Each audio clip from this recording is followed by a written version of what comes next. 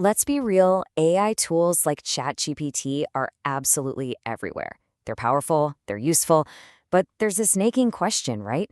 Are they secretly making us dumber? That's what we're going to tackle right now. Is AI a crutch that's actually weakening our brains, or can we use it as a catalyst to make ourselves smarter?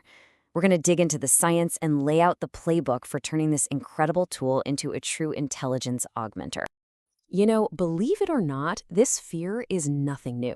Not even close. Go back about 2,400 years and you've got the great philosopher Socrates worried that the hot new tech of his day, writing, was going to make everyone forgetful and mentally lazy. Sound a little familiar? Yeah, it's the exact same freakout we're having about AI today. So that brings us right back to now. We're asking the same exact question, but the tool is infinitely more powerful.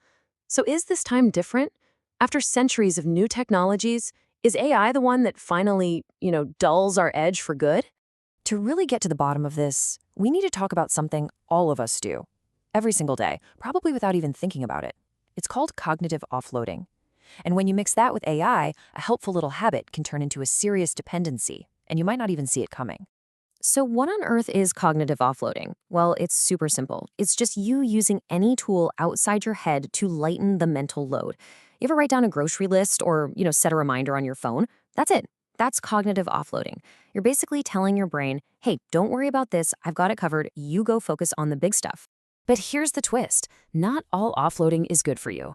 That shopping list? Totally helpful. But get this, studies have shown that when you take a photo of something in a museum, you are way less likely to actually remember the details of what you just saw.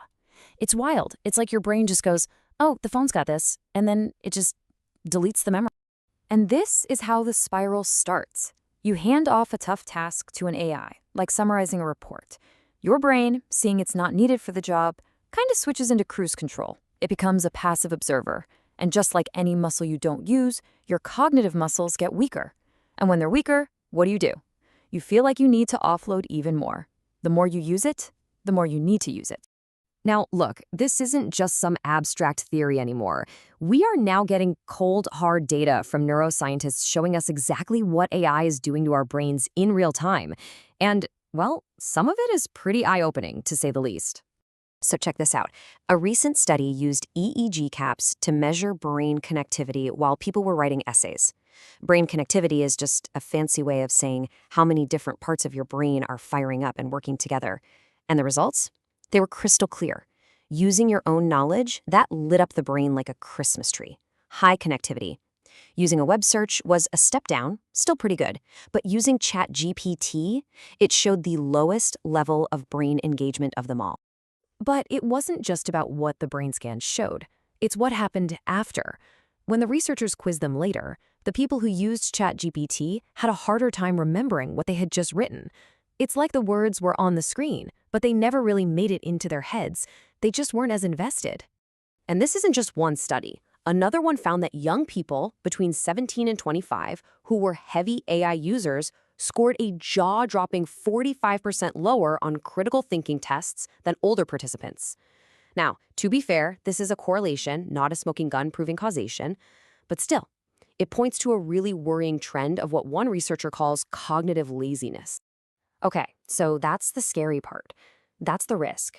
But it is not all doom and gloom. Not at all.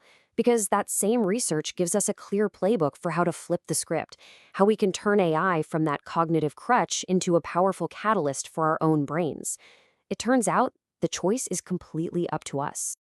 I love this quote from researcher Lauren Richmond. It just nails it.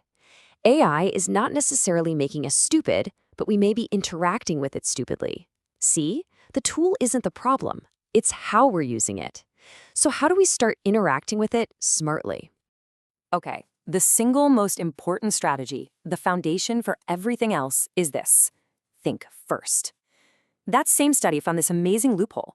When people wrote a draft using their own brain first and then used AI to help them refine it, their brain connectivity stayed high. The key is to engage your own mind before you bring in AI.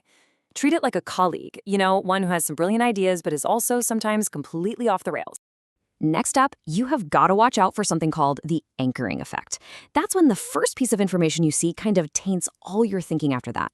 A lazy prompt asks the AI for a conclusion. A smart prompt asks for raw facts and data. See the difference?